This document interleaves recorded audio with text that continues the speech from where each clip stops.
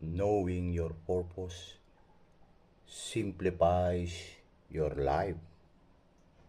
It defines what you do and what you don't do.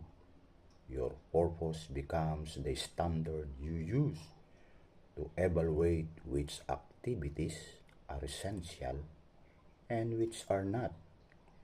You simply ask, does this activity help me fulfill one of God's purposes for my life? Without a clear purpose, you have no foundation on which you base decisions, allocate your time, and use your resources. You will stand to make choices based on circumstances, pressures, and your mood at that moment. People who don't know their purpose try to do too much, and that causes stress, fatigue, and conflict. The Bible says a pretentious, showy life is an empty life.